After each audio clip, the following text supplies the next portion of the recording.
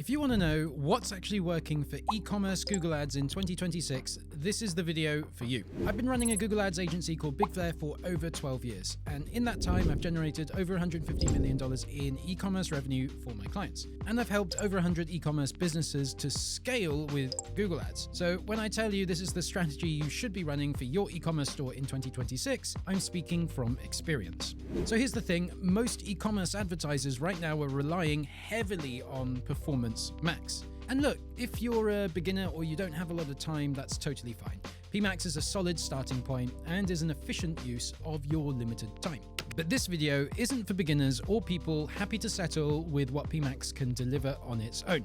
This is for advanced advertisers who want to scale beyond what PMAX can deliver. Because Performance Max is a jack of all trades. It does everything okay, but nothing exceptionally well. So this strategy my team and I have developed over the years is something that can outperform PMAX by a significant degree when you run it right. And in this video, I'm going to reveal the exact strategy we use to dramatically outperform PMAX. It involves building 3 dedicated campaign types yourself, each one optimized to beat what PMAX does automatically. Plus, I'll show you the hack that keeps PMAX in your account as a safety net without it cannibalizing your best traffic. All right, let's dive in. Before I show you how to build something better, you need to understand what Performance Max is actually doing with your money. Because once you see what's happening behind the scenes, the strategy I'm about to share will make complete sense. So here's the typical spend distribution I see in most e-commerce Performance Max campaigns. You get about 60 to 70% maybe of your budget goes to standard shopping ads. And then approximately 20 to 30% might go to Google's search text ads. And then the remainder, maybe 5 to 10% goes to images and videos. And now that image and video traffic, it's likely to be 100% retargeting, not cold traffic. PMAX is very good at retargeting people who've already visited your site before, but it's not very good at using the images and videos part of it to find new customers. And this is why I call PMAX a jack of all trades. It does shopping okay, it does search okay, it does display and video okay, but just retargeting. But then it does none of those things exceptionally well. And here's the real problem with this. PMAX can over-rely on retargeting and branded traffic. And then this makes your return on ad spend look fantastic on paper, but it hides the fact that these traffic sources are often less incremental than acquiring brand new customers. You're more likely to be bidding on people who are already in your funnel than on people who are totally new to you. So the ROAS looks great, but your actual business growth is then limited. So why does this matter? It's because when you understand what PMAX is doing, you realize you can build each component yourself with better structure and better optimization. And that's exactly what I'm going to show you today. All right, so here's the core strategy. Instead of relying on PMAX's average attempt at everything, you're going to build those 3 dedicated campaign types: standard shopping campaigns, search text ads campaigns, and demand gen campaigns to handle that image and video retargeting traffic. Each one of these will have its own custom structure optimized to outperform what PMAX does automatically. Plus, and this is important, you keep your PMAX in the account and switched on as a deprioritized catch-all campaign. We're not going to eliminate it entirely, we're just making sure it's not the primary driver of our traffic. So I'll explain exactly how to do that later in the video. Okay, so that's the core strategy. We're going to replicate everything PMAX is doing by building out those 3 campaign types on our own, and then we're going to outperform PMAX in each of those individual campaign types. So what I will do next is take you through each campaign type you need to build, and then I'll give you the strategy on how to get it running better than PMAX. Let's start with shopping campaigns, because this is typically where PMAX spends most of your budget anyway. So it makes sense for us to be talking about this one first. So here's the strategic advantage of building your own standard shopping campaigns. You get dedicated budget specifically for shopping, which is the best placement for e-commerce. Instead of your budget getting split across all platforms automatically, you control exactly how much goes to shopping, and you get more visibility into what's working and what's not. Now, when it comes to structuring your shopping campaigns, there are 2 main approaches. The first approach I call the ROAS performance-based structure. So use this when your profit margins are similar across all your products. If your profit margins are all within 10% of each other at the product level, then this is the right approach. So here's how it works. You segment your products by their historical return on ad spend and spend performance into 4 tiers. Tier 1 is your high ROAS products, your best performers. Give these more budget to scale your winners. Tier 2 is your low ROAS products. They're getting spend but not converting really well. So reduce bids on these to improve efficiency. Tier 3 is your low spend products. Not enough data to judge yet. So you just need to give these more opportunity to prove themselves. And then tier 4 are your zombies, products with zero spend that have never been tested. You isolate these into their own campaign with a dedicated budget to revive those hidden gems. So by segmenting this way, you're allocating budget strategically based on actual performance data. PMAX, on the other hand, just kind of throws everything together and lets the algorithm figure it out. The second approach is structure B, the gross profit margin structure. So use this campaign structure when your profit margins vary significantly across your products. Let's say your profit margin per product could be as high as 70% on some or as low as 30% on others. So if that's the range of your variability in your profit margins, the gross profit margin structure is for you. So here's the logic. You segment your products by their margin tiers. Usually we might do anywhere from 3 to 5 different profit margin tiers, depending on how many products and conversions we have. So let's take the most basic form of this structure and say we have just 3 tiers: high margin, mid margin, low margin. So you build your campaigns around those margin tiers and then you set different ROAS targets for each tier. For your high margin products, you're going to set a lower return on ad spend target. This allows you to bid more aggressively and get more volume, because even at a lower return on ad spend, you're still profitable due to the high margins. For your low margin products, you set a higher return on ad spend target.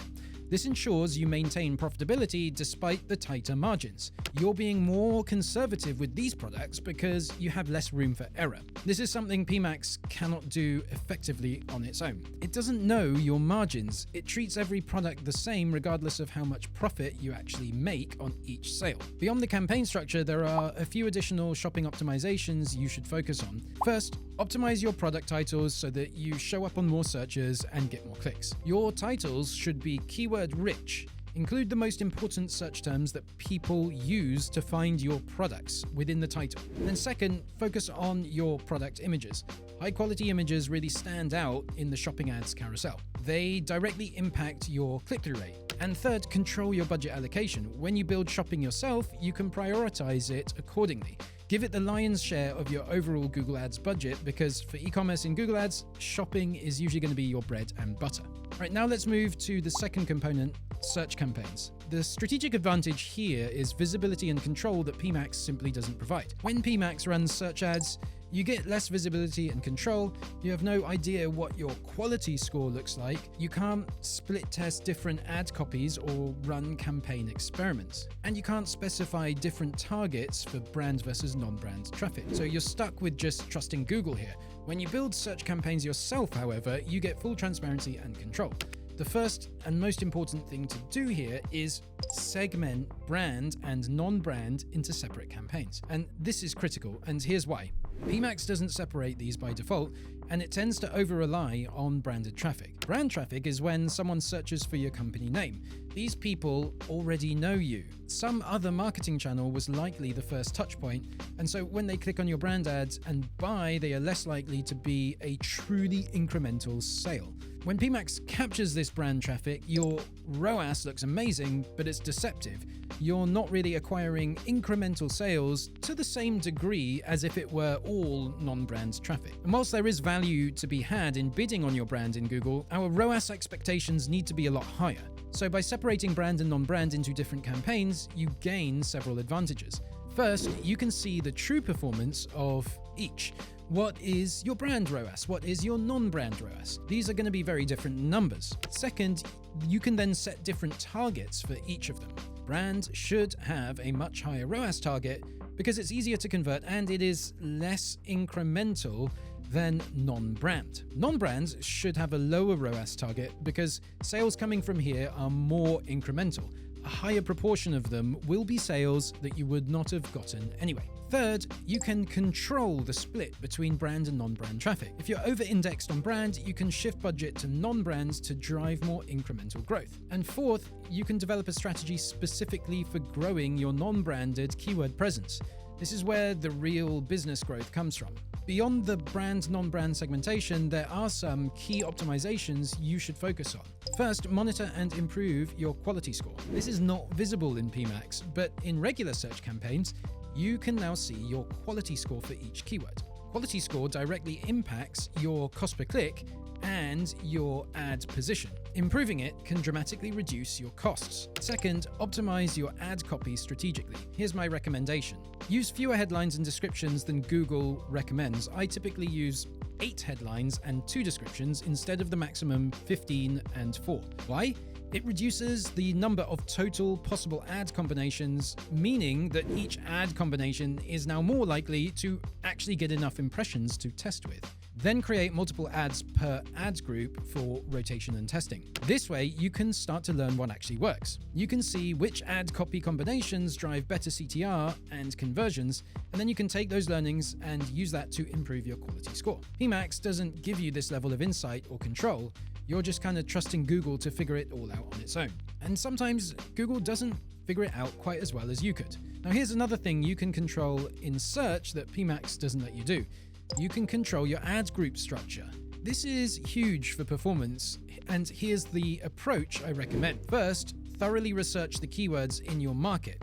Use the Keyword Planner tool in Google Ads. And then also scour your PMAX search terms report for the best performing terms. These are the queries that are already driving sales for you within the PMAX campaign. You pull them out and then use them in your dedicated search campaigns alongside the relevant keywords that you found when you were researching in Google Keyword Planner. Then you structure those keywords into single themed ad groups, also known as stags. Each ad group focuses on one theme. And you can now write ad copy that's customized specifically for that theme. This improves relevance, which improves quality score, which reduces your costs. PMAX does not let you do any of this very effectively. You can't fully control the ad group structure. You're just handing everything over to Google. With dedicated search campaigns, you have much more control to optimize performance up to better levels. Okay, the third component is demand gen campaigns for your images and your videos. Remember, in PMAX, only 5 to 10% of your budget typically goes to images and videos, and it's almost always very focused on retargeting. With demand gen, we can set up exactly the same retargeting approach, but due to the added control and reporting available here, we can then outperform PMAX's attempt at retargeting.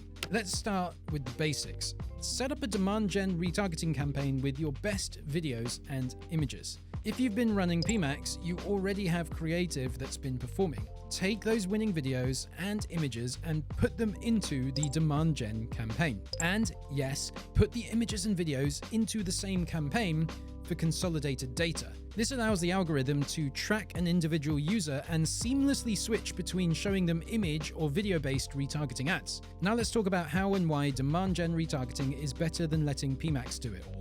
With demand gen compared to PMAX, you're going to get way better data to work with. For example, you get more audience level data if you set this up the right way.